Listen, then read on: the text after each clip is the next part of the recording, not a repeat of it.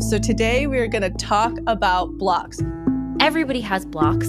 That's part of the human experience. Once I learned the lesson, once I unblocked, once I did all the pattern reading to find those blocks, expanded enough, bam, those major manifestations came through.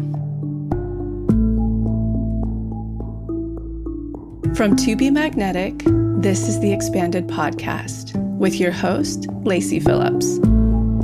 And your host, Jessica Gill.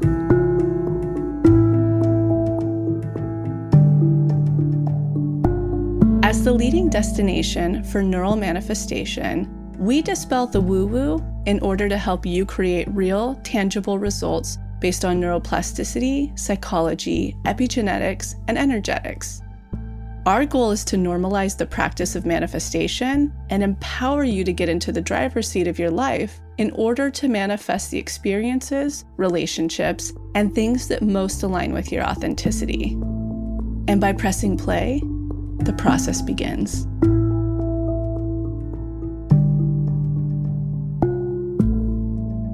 Welcome back, everyone, to another episode of Expanded. Jessica here. I am so excited to announce our big summer sale has launched. It is officially underway. You get the heaviest discount you will get for this season, $96 off of the membership. So you have all access for the whole year. You can join in just in time for our summer challenge, which is kicking off on May 20th. And this summer challenge, we are covering how to get out of your own way, overcome your biggest block in 30 days. We are taking our heaviest hitting unblocking formula. We even worked with Nicole's Neuroscience, who you've heard on the podcast before, to make sure we have the newest and latest science behind all of our tools and our deep imaginings and our unblocking process. And also, we wanted to incorporate a lot of things into this challenge to make it fun. Sometimes the unblocking work can feel so hard, but there is a lot of lightness in this challenge, a lot of honoring our inner child. I think someone on the podcast before had said, let's have an inner child summer. How can we honor those parts of our inner child and make the unblocking process as fun as it possibly can be and really find the transformation on the other side? If you're unsure what a block is, that is what today's episode is all about. We are really diving into the nitty-gritty of what is a block. How is a block in our way of a manifestation? Where do they root down from? Why do they stand in our way? Why do we subconsciously push away our manifestations or have an element of fear about them? And how can we work through them? You know, if you're someone who sees patterns that keep repeating in your life, but you can't seem to get on the other side of it, or if you're someone who self-sabotages, or you're really just feeling kind of stuck in whatever manifestation or goal you're going after, or maybe you just want to take it up a notch, take it to the next level. Looking at your blocks is the number one way to do that. That's what we're going to do in this episode. That's what we're going to do in the challenge. And today we are launching a free exercise where we'll take you through a bunch of questions and you can discover what your biggest block is. Now, the reason we're really focusing on the biggest one, because we can have multiple. And as you'll hear in this episode, there's primary, tertiary, secondary, and while all the smaller blocks can be helpful, the one that's actually keeping us stuck, the one that's presenting in front of us right now, that one is going to spider web out and clear up so much for us and completely up-level your reality on the other side.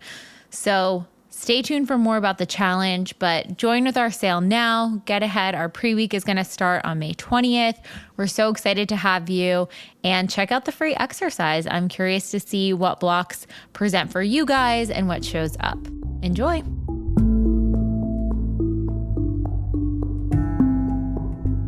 And now a word from our partners.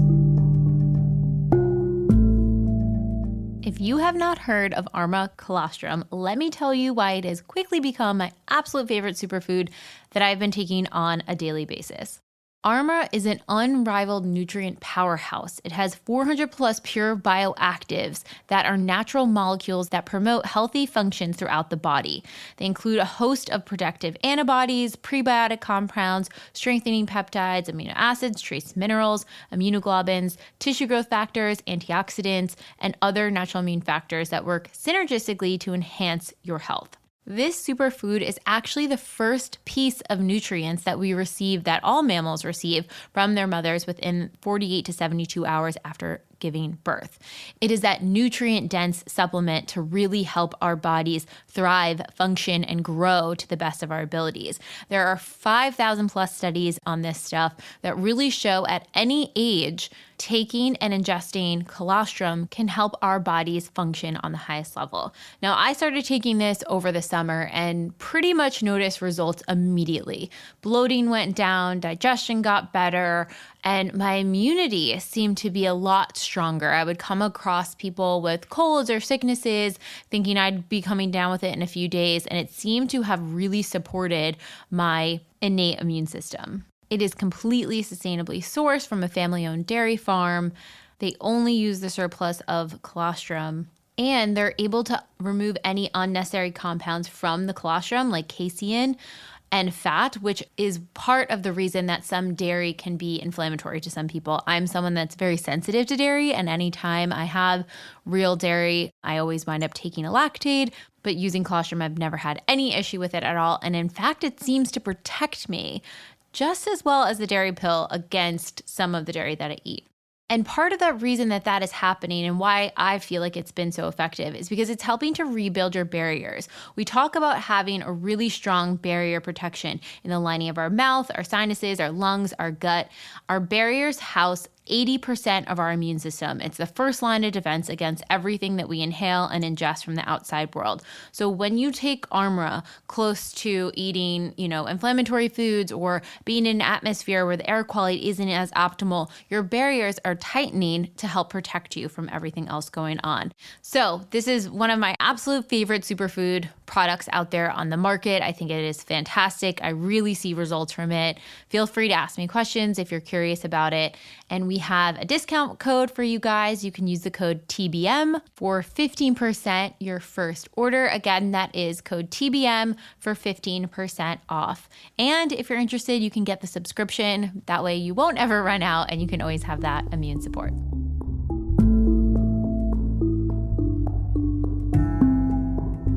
All right, on to the episode. First off, I wanted to kick off with Lacy and Janelle and just kind of dive in head first. Lacy, how did you first discover pattern reading as it relates to manifestation?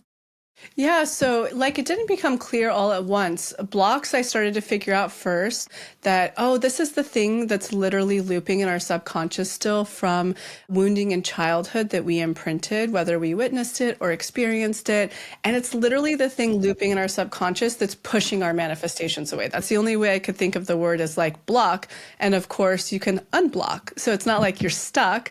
And something that I just want to make really clear, there's nothing wrong with you. You're in this work, you're peeling those layers, you're healing those blocks through new neural pathways, through doing the deep imaginings, which is our hypnosis process, in an effort to get back to who you really are, who you were before you experienced those different experiences that were either shame, painful, or traumatic to you. Those are what blocks are, right? That are looping in your subconscious. So that became clear to me, over time. I was like, that's what's literally preventing me from my manifestation. Either that, or I don't have the space down there, the expansion. I have never seen to believe in my subconscious that this is possible. These are the two things that are blocking me, right?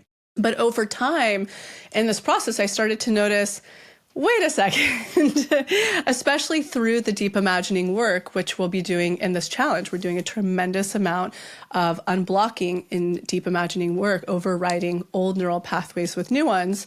And I started to realize through the discovery of those DIs that when I would go down based on a trigger that was coming up in my life, so some experience happening in my life that was activating my emotions, someone creating jealousy in me or anger or whatever, it could be anything that's activating, I would do a deep imagining and I'd get down there and all of a sudden through the memories being revealed, that spider web of attachments of this experience and that experience from the past, I went, holy shit, wait, this thing that's activating me today also relates to the contractor who pissed me off yesterday, who also relates to the teacher who pissed me off 3 years ago in the same way. They're all activating the same emotion in me.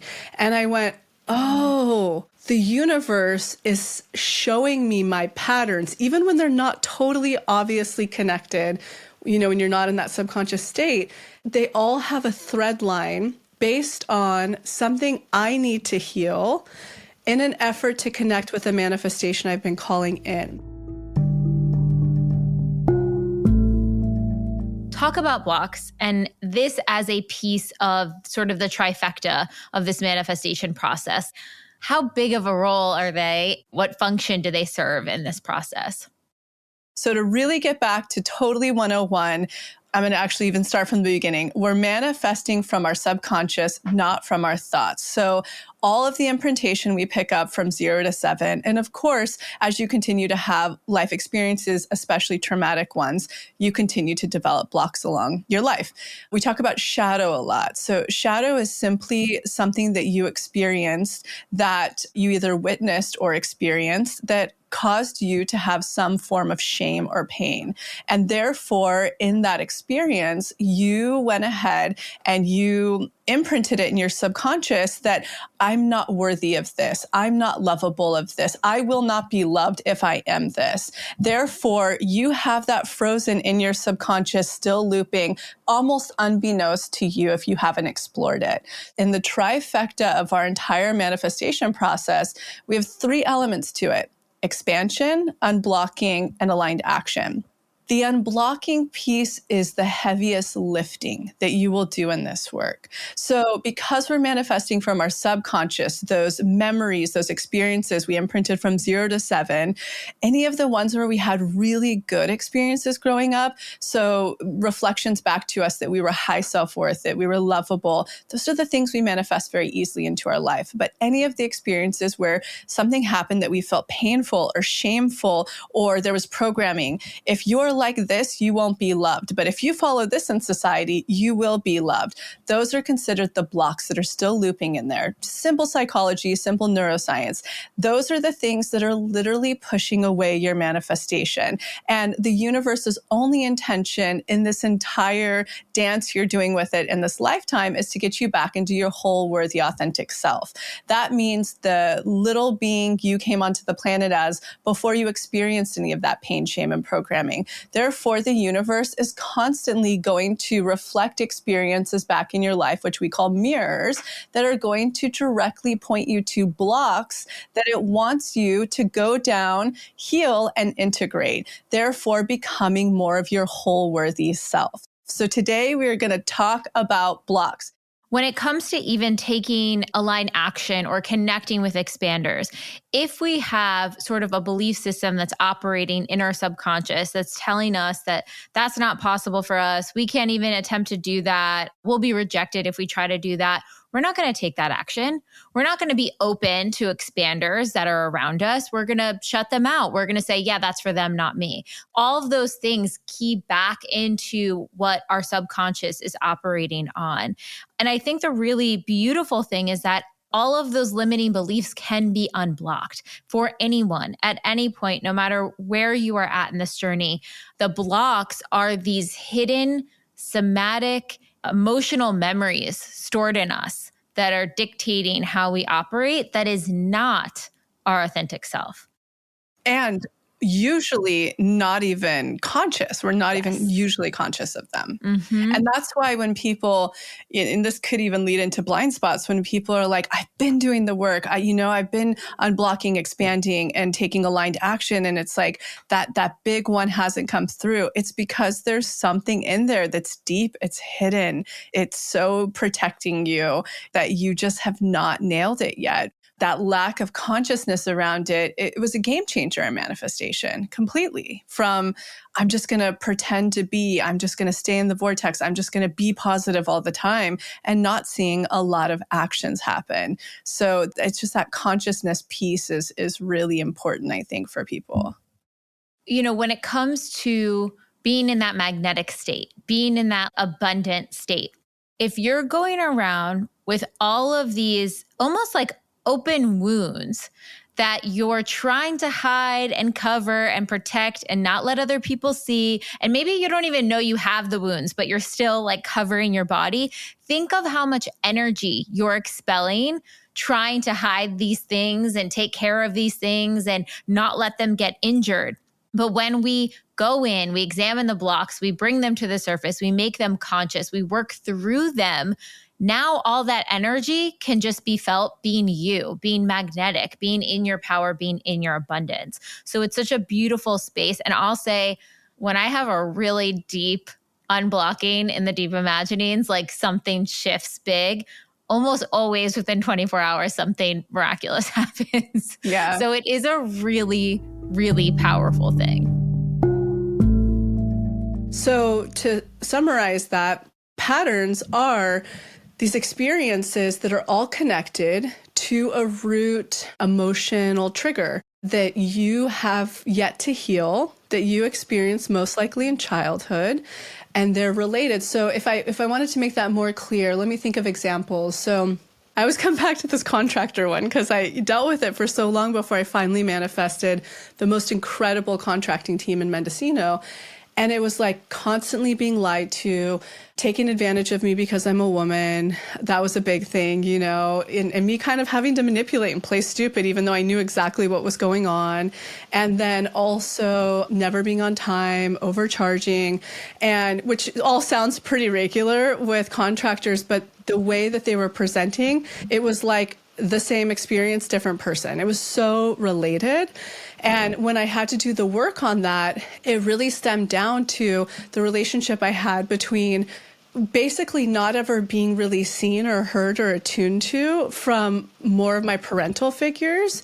Even though I was like smart enough, witty enough, outsmarting other people, most of my male caretakers, just based on like regular patriarchal stuff or their own, you know, the way they were raised, they weren't seeing my magic. They weren't seeing my creativity. They weren't seeing like my intelligence and strategy. And so I had to really work on that, you know, and at the same time, simultaneously, it wasn't just the contractors. I remember other things were popping up with people that were supporting me. It was like levels of manipulation. I'm psychic. I can see everything that's happening, but I can't just like straight up call people on what they're doing, you know, because it just, you know, it just would get really hostile. So it was like I was seeing this patterning, this thread of all of these different experiences that were all pointing at a similar wounding that needed to be healed, that was still looping, which is you're not smart enough, even though you are. You're not capable enough, even though you are. And what you're having to say and do isn't worthy of being heard. And once I could really get down there and deal with that and overwrite those old neural pathways, I then, of course, manifested the most incredible, collaborative, on time. They're expensive, but they're on time. They go above and beyond contracting team up here in Mendocino, which is the place that you would like least expect to find a really incredible team. And that just goes to show an example of how patterns work. So I'll definitely kick it over to you two, but just wanted to give that summary of we all are experiencing patterns. The moment we consciously or unconsciously start calling it a manifestation, the universe is going to start to mirror to you experiences based on what's still looping subconsciously that's blocking that manifestation. It might not seem obvious. So these triggering experiences, they're experiences that are going to activate different emotions inside of you, such as jealousy, anger, resentment, you know, these activating feelings.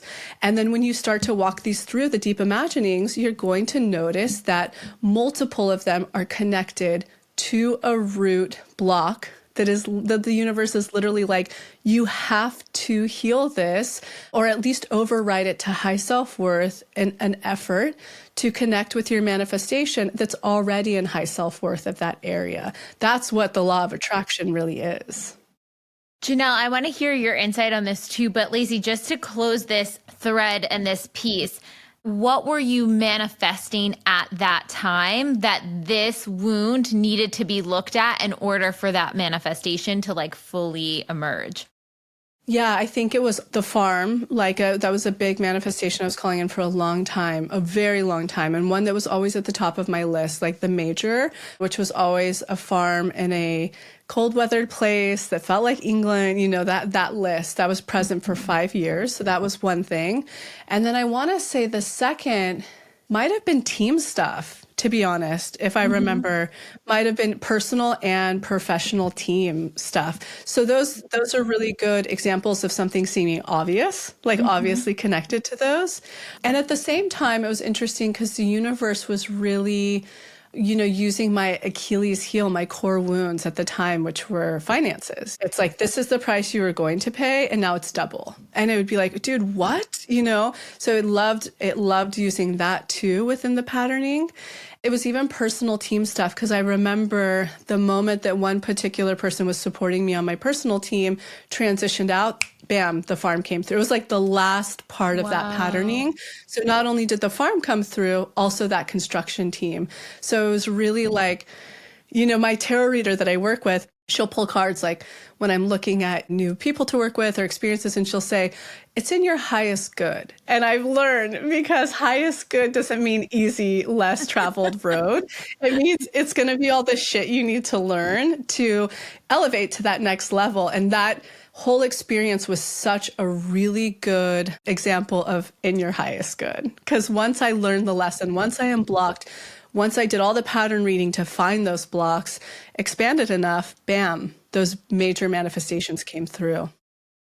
Okay, Janelle, how do you see blocks? How have you worked with clients in big unblocking sessions, in the intensives that you do? In case anyone doesn't know, Janelle does EMDR intensives for those who are going through the TBM work too. How do you see that play out, especially with patterns? So a basic principle in EMDR is that when we go through trauma, our brain pairs it with a negative belief about ourselves. And then we see the world through that lens. And literally, when I think I've been doing maybe EMDR, 6 years or something before meeting Lacy. And then when she started talking about it, I'm like, yes, that's what it read. That's actually honestly what pulled me in is understanding blocks. Cause I'm like, yes, I've been doing this for a while and I've studied this and that's exactly how it works.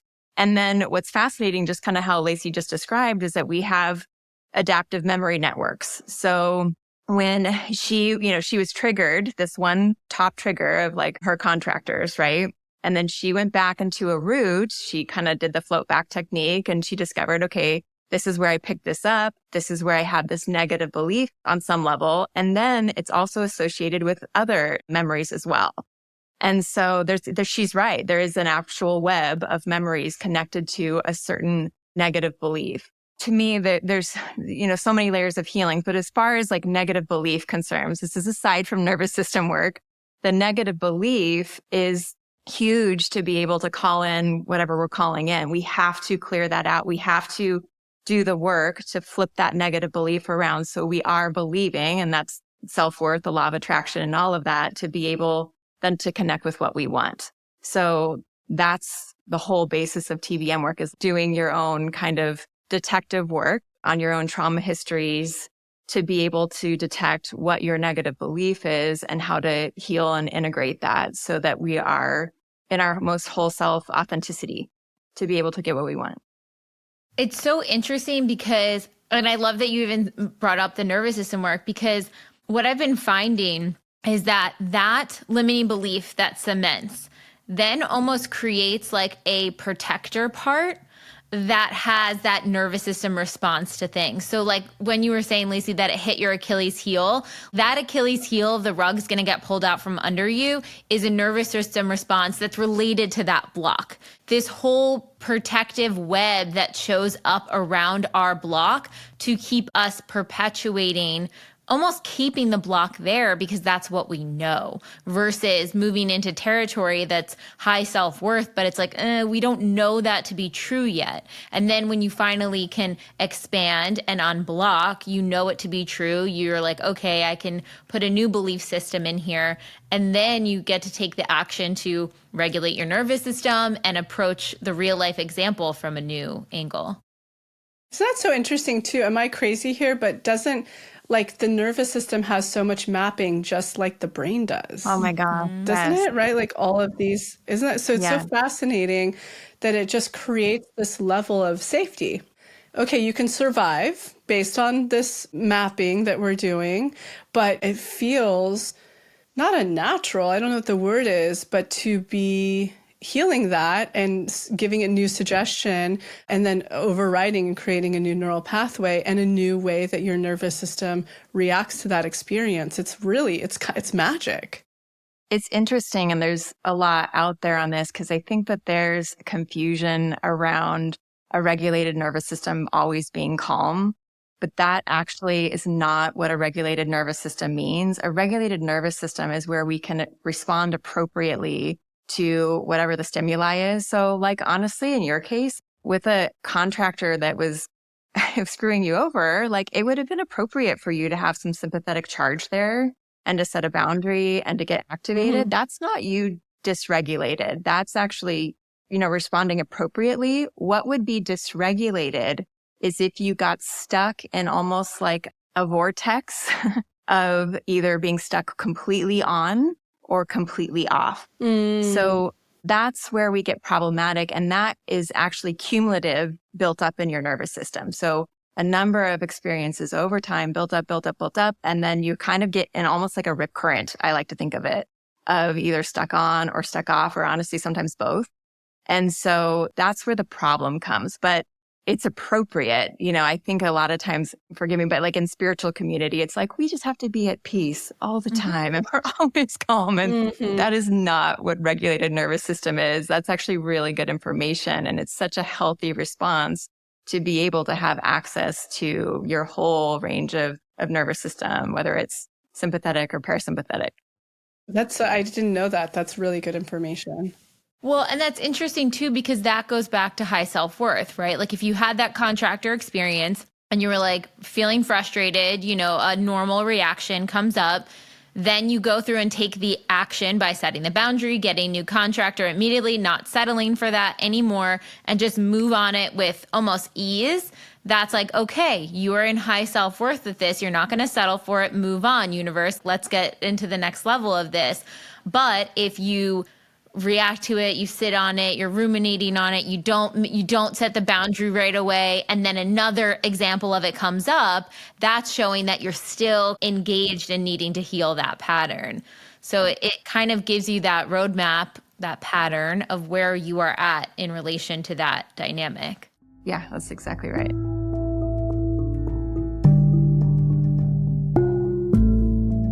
There's magnesium and then there's mellow.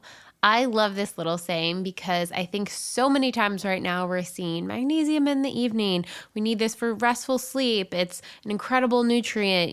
So many people are deficient. I think the statistic is 75% of people are deficient in this essential vitamin that impacts 300 different compounds in the body. And one of the reasons I am obsessed with Ned's Mellow Magnesium Super Blend is that not only is it some of the highest quality ingredients for magnesium, they have 3 forms of chelated magnesium, which means they are covering you from all angles on the magnesium.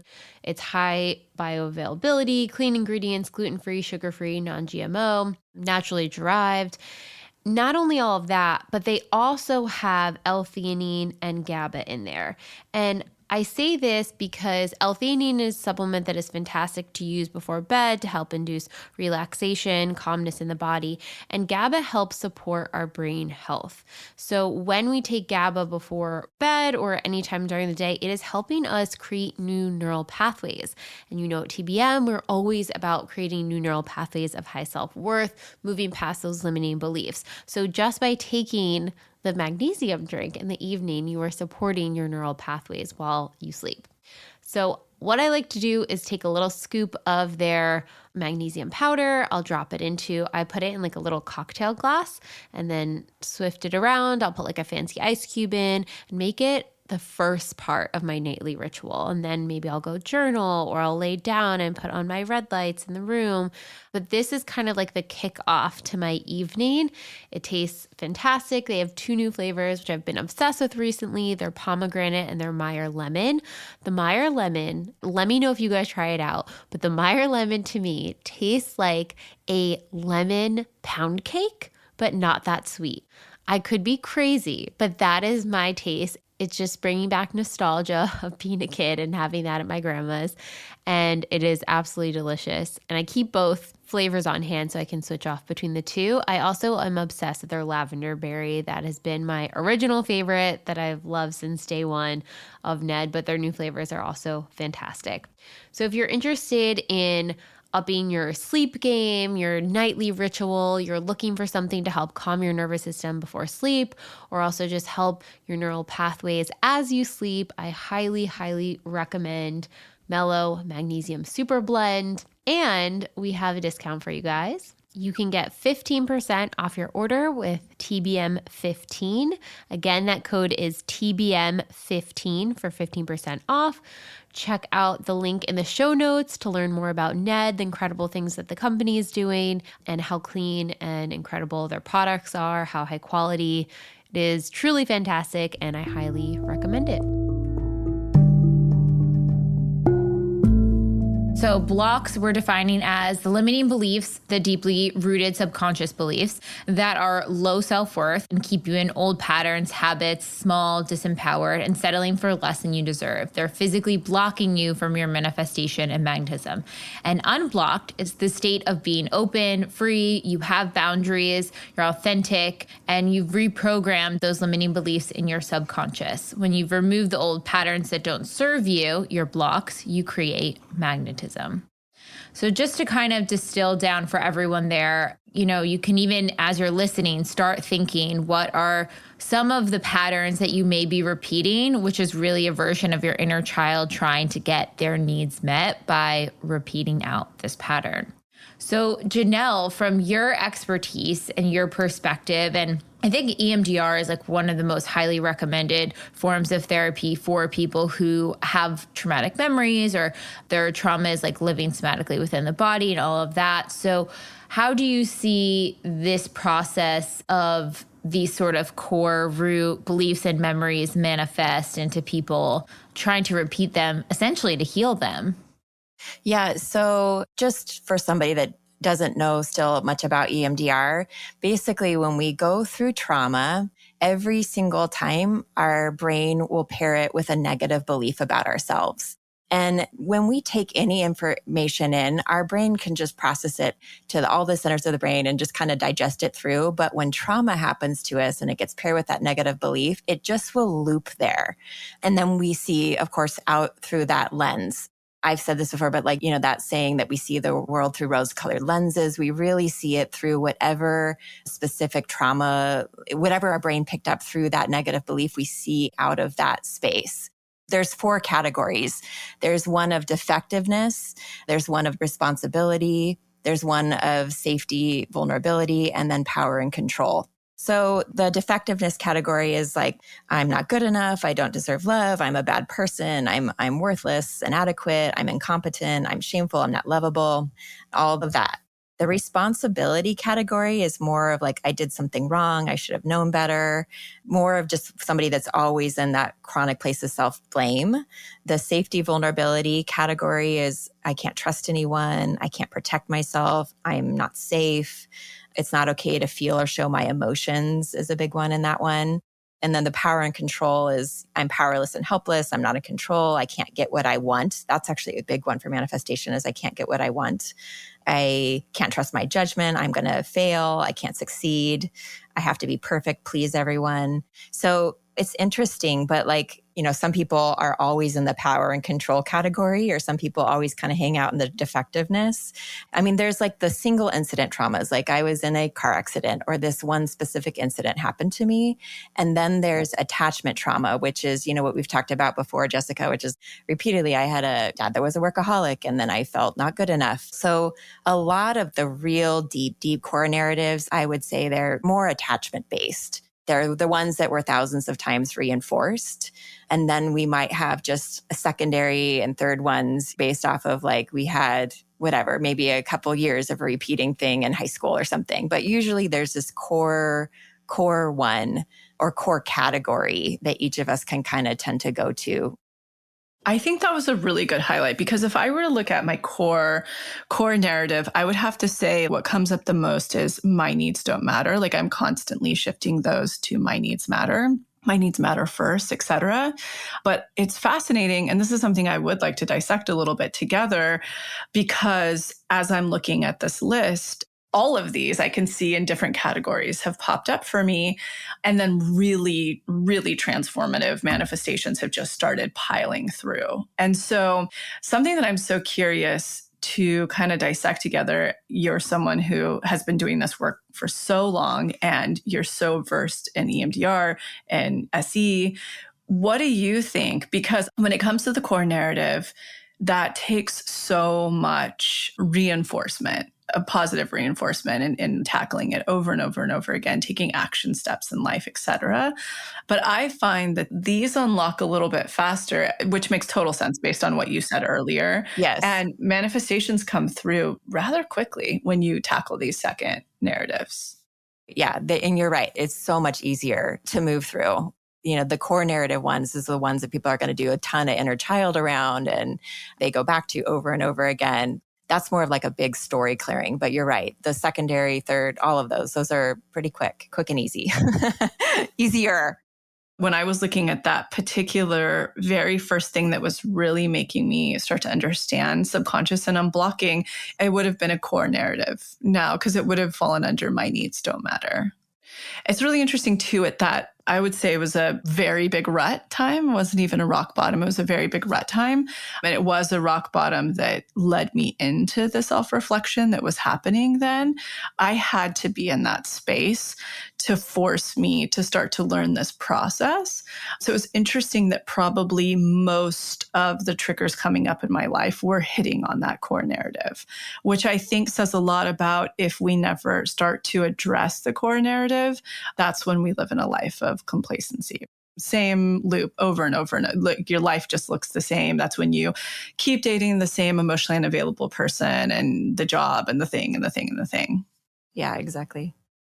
And then if we think about this, we talk about this in the manifestation work all the time, but we have these limiting core narratives implanted, your core one, your secondary, tertiary, et cetera, your list of 20 items, whatever it is. But part of the reason I think in the neuroscience perspective and psychology perspective of it that we're continuing to press against these narratives is that, like you always say, Lacy, the universe wants us to get back to our whole authentic, worthy self. And these were things that we took on in beliefs about ourselves that aren't true. And so if we can be poking the wound in certain places, then we can say, okay, that hurts. Let me look at it because I don't want to deal with it the way that I'm dealing with it, believing this negative belief about myself. And it kind of forces us to have a dark night of the soul, so to speak, with each of our beliefs and really say, okay, was this serving me before? Did this help me survive as a child? And do I need this belief now? And can I believe something different to really integrate into our whole authentic, worthy selves? And the more that you uncover, the more you unblock, the heaviest stuff starts to drop off. The most activating stuff seems to exit your life, and then the tension becomes easier, so to speak. Such a beautiful way of saying it, Jessica. Yeah, that's exactly it.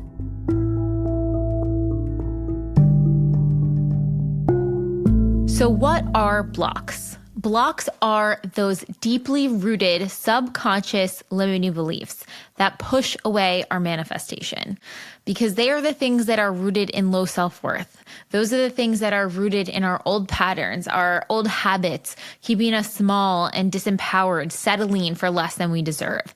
And before you get nervous about, oh my gosh, what do I have blocking in my subconscious? Everybody has blocks. That's part of the human experience. We experience pain, shame, programming, all of the things.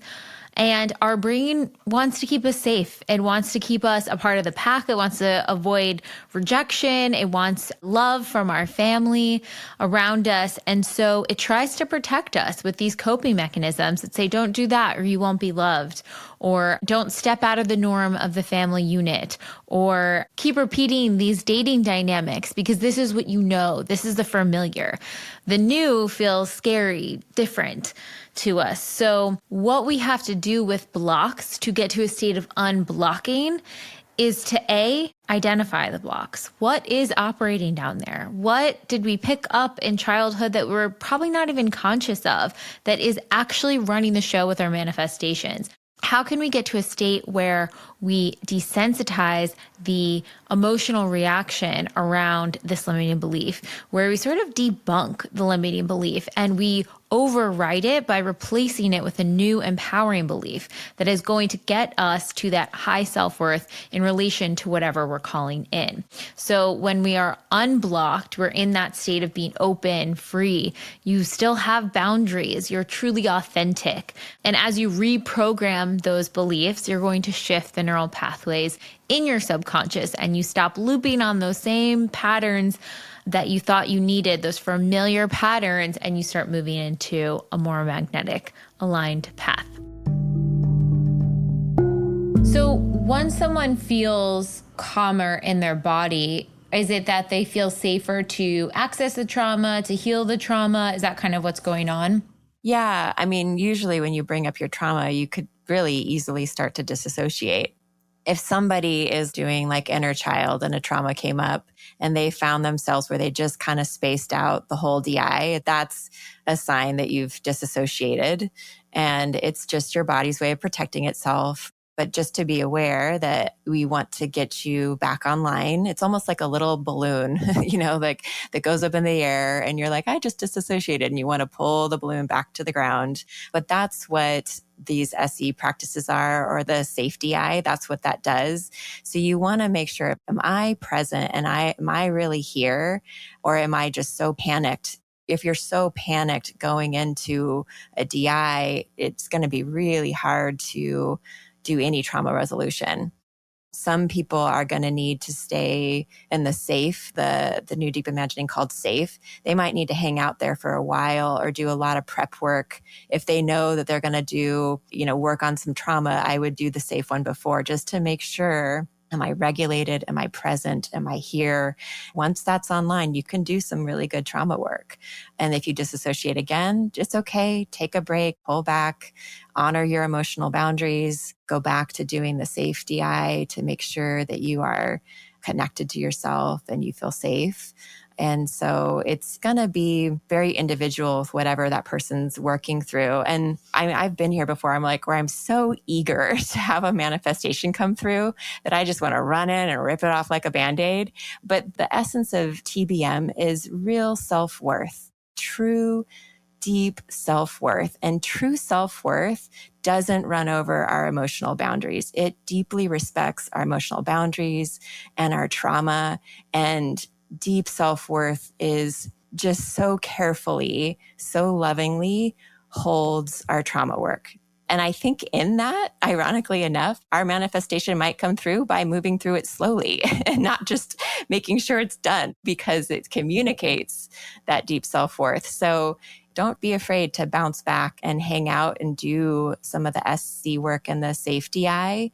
And if you need to hang out there for weeks, if that's what self-love and self-worth is, just go with that.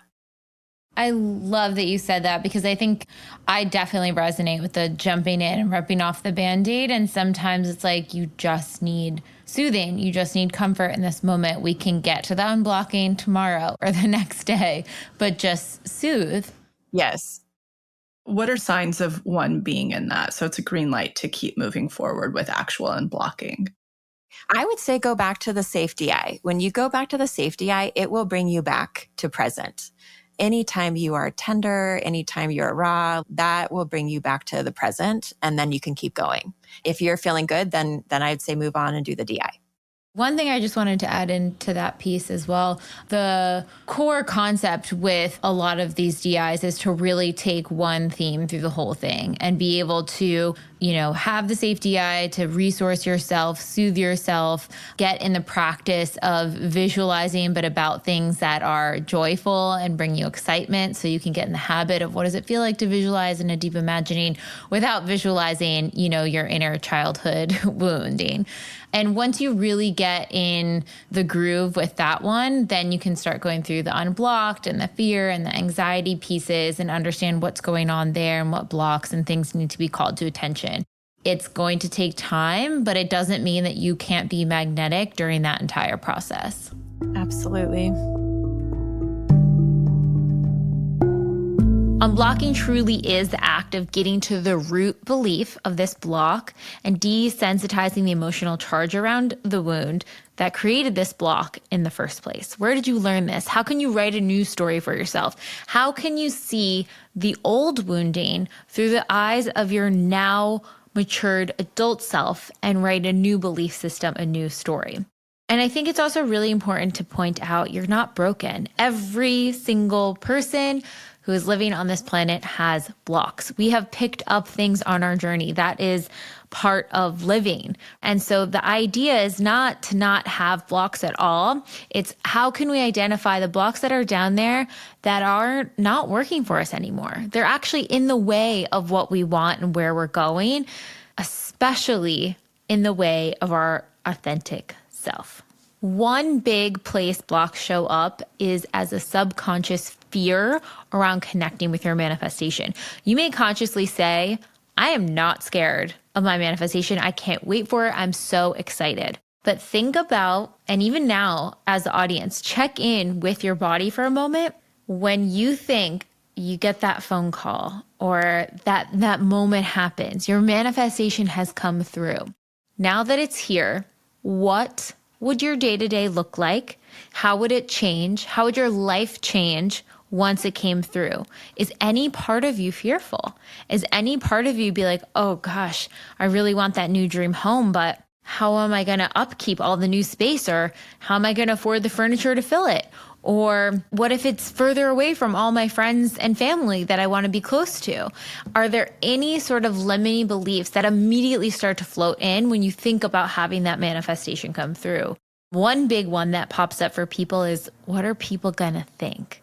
I had a friend who was manifesting this big European vacation. And one of her fears around this coming through was, I feel like my family's going to judge me for taking time off work and spending all this money on myself. They're going to think it's a bad financial decision, but I really, really want it. My soul is craving it. Now, if you just think of that dynamic, if you're worried that you're going to get a bad reaction from your family, who your inner child and your adult self likely wants love and connection from, you're not going to fully listen to all those pings. You're maybe not going to unblock all the things you need to unblock. Maybe you're not going to see all the expansion that is at your fingertips towards manifesting this dream vacation because you're afraid of that isolation on the other side. That's how some of those fears can show up. So how do you know if you have blocks in the way?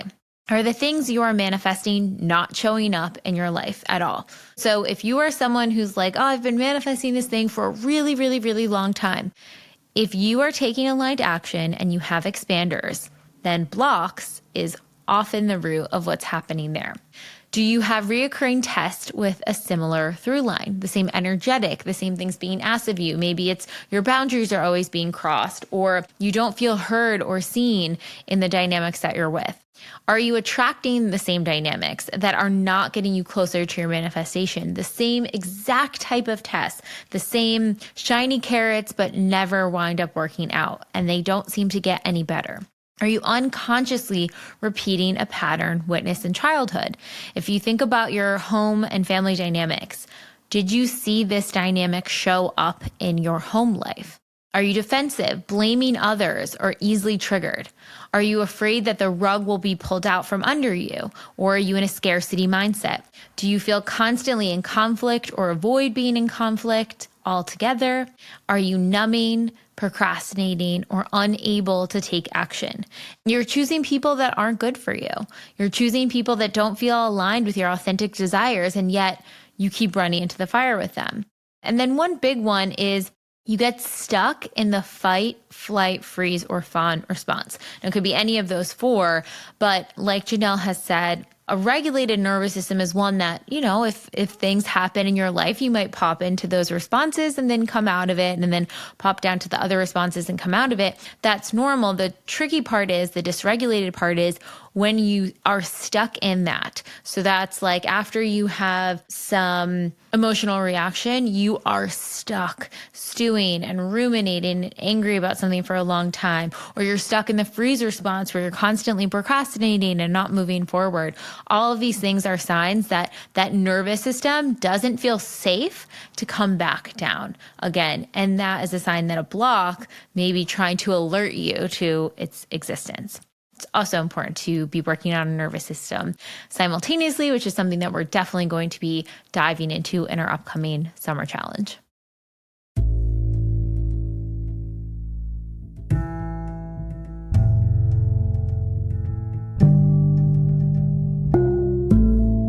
By now, you're starting to get the feel for TBM. Maybe you've heard about our workshops and you're interested in manifestation, but you just don't have the time or energy to sit down and do self-help work. We totally get it.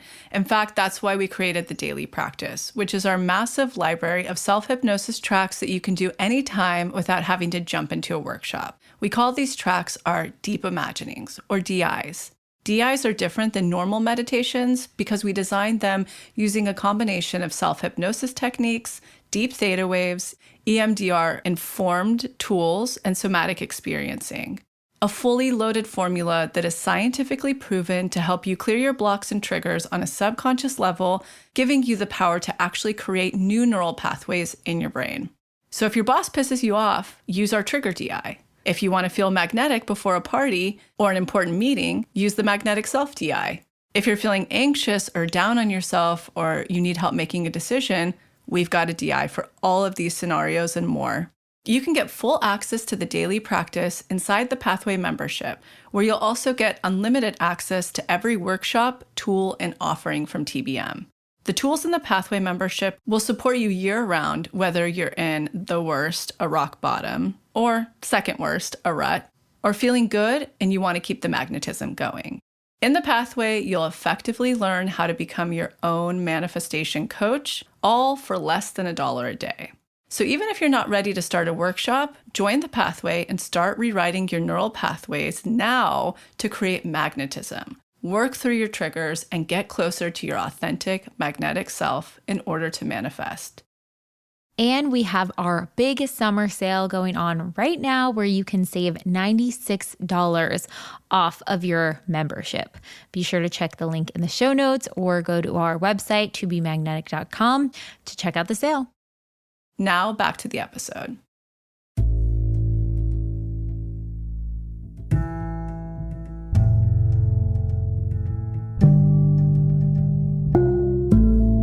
Blocks are all the pain, shame, programming, the limiting beliefs, the core wounds that are created in your subconscious that keep us from truly believing that the things we want are possible and prevent us from connecting with our manifestations. They're energetically blocking out what you want to come through.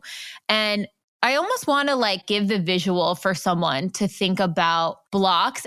I had this thought the other day, because you know how you have the example of expanded is allowing the runway to become visible for the plane to land. Mm-hmm.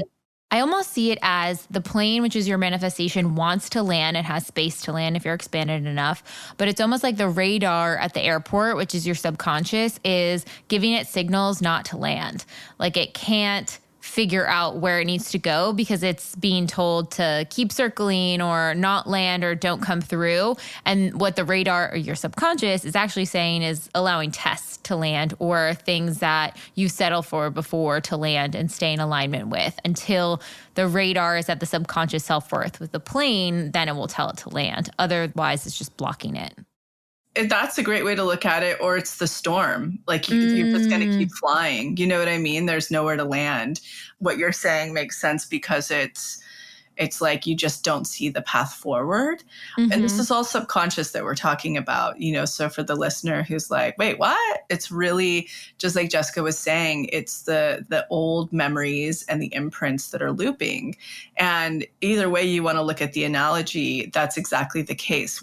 And I know like some people are really turned off by the word block. Just know if you're triggered by that, it's actually nothing to do with the word yourself. It's just something you're still like annoyed at or frustrated that you haven't manifested, etc. Because energetically, block, you can unblock. There's a solution there. So just looking at the block as it's just something that's still looping in your subconscious that is literally projecting out and saying, I'm really scared of this. I can't have this. I'm not lovable for this or worthy of this. And the beautiful thing is there is a solution. There's a healing. There's a way to subconsciously get down there and desensitize the emotions surrounding that experience.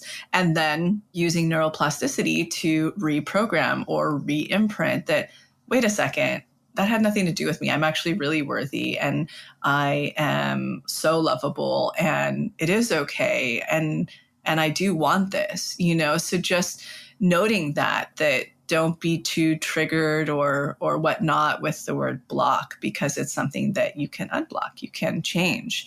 And we all have different variations of them. That's the whole reason the universe is dancing with us and mirroring experiences to us, because it is really just trying to get us back into our whole worthy, authentic selves that we were born as before we experienced any pain, shame, or programming.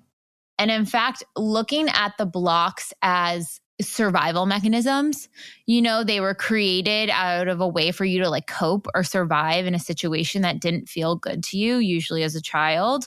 Then you can start to have some empathy for the blocks. It's almost like curiosity of like, why did this subconscious limiting belief even become created? What was it trying to do? How was it trying to provide safety, value, security, connection, love, etc.? And then when we see it from that lens, it's almost like having empathy for the parts of us that attached to these blocks and held on to them. And then it's now the adult version of us saying, okay, I see why you were created. That was smart for that period of time. But now for what I want in life and my evolution, it's time for me to move through these blocks and start to create a new reality.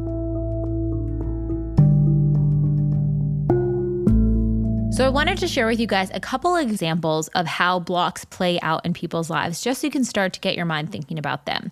So one of our process members, Allie, who is actually our incredible copywriter here at TBM, in her process episode that we'll link in the show notes, she talked about this block around career when she was pivoting from a corporate job that she felt really unfulfilled in, that was super, super hard and taxing on her body and nervous system, to something that felt more free, exciting, working with clients in a freelance capacity in a way that lit her up and was fun and easy. One of the blocks she had to look at and face was this narrative around work. Her block was that work had to be hard. And so when she looked back at her parents' dynamic, she witnessed that, oh my gosh, working hard is exactly how my parents approach work. Her subconscious could not see to believe that work could equate to ease, flow, joy, love. Another element that she also discovered is that as a little kid, when her parents would drop her off for daycare and go to work, that work equaled this painful point of disconnection from love and her parents. And so she had to go back in and unblock and heal that wounding around that little child's, what they witnessed there, what that meant, what work meant to her little inner child self. So she could then manifest the career that she has now, working with incredible clients, loving what she's doing and feeling really lit up by her work. Another common block I see a lot, and one of our members wrote in about, was how they were manifesting being seen through their business and on social media. And when they went to share on social media and grow their following and grow their business, they kept running into a wall. It felt like climbing uphill to get there. And they were doing all the things consistent, whatever you can possibly do, and they still were not hitting the numbers that they wanted to achieve or even the growth they wanted to achieve. And when they really looked down at that block, they realized that their inner teenager picked up that it was not safe to be seen, because when they were seen in school, they were bullied. When they wore their shiny new dress, when they decided to do their hair that day, other girls would pick on her and said that why she thinks she's so cool, so special, what's going on there? And so she internalized this block, this narrative that it was not safe to be seen. So even though she consciously really wanted to grow her business and to be seen, her inner child was the one in the driver's seat saying, actually, let's keep this at a distance. And when she was able to unblock that, her numbers started to grow. Her business started to grow, because when she unblocked it, her actions started changing ever so slightly. She showed up a bit more confidently, and she was able to create the business that she had always wanted. This is actually a similar theme that I remember from the Miss Excel process episode as well, that it catapulted her career when she could really truly own her authentic self and show her that it was safe for her to be seen. So you guys can start to think about what might be standing in your way that you don't even know that's down there in your subconscious, right? That's why we're launching the Find Your Biggest Block exercise, so you guys can really take inventory and understand what might be operating in your subconscious that is playing out in your reality, that is blocking what you actually want. Such a difference between our conscious desires and our subconscious fears that is pushing away that desire, that is where we take our actions from.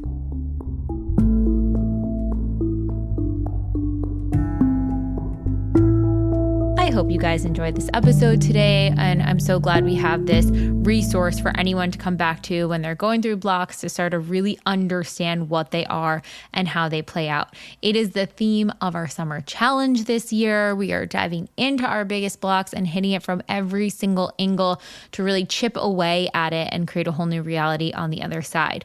So if you're sitting there listening to this and you're like, wait a second, I want to know what my biggest block is, we have a free exercise for you. If you click the link in our show notes or DM us the word unblocked, we will send you the free exercise. You could pin down what your block is, share with us, let us know, what is that block for you? What is coming up? What's that story? What's that narrative? What's that fear? Let's learn about it. And through our summer challenge, we're going to take it step by step to unblock it. It's really interesting because even as I was going through, this free exercise myself, when I had first went through and wrote my answers, the theme that kept coming up was not being able to prioritize my needs. All these little things rooted down to really self-care and prioritizing my needs. And one common block or limiting narrative could be my needs don't matter. And that felt resonant. And then I sat with it for a couple of days and I was like, wait a second, it's not that my needs don't matter. It's that I don't feel that I'm capable of honoring my needs first. That was the block. There was a part of me that didn't believe it was possible for me to prioritize my needs first. And so that's what I'm going to be taking into the challenge this year and diving into even more so. Just wanted to share that little example because I think sometimes that narrative, that phrasing, just a few words off can really hit the nail on the head for the story that you are operating from. So let's discover our blocks together and let's unblock them and have a beautiful time connecting with our manifestations. All right, guys, have a great week.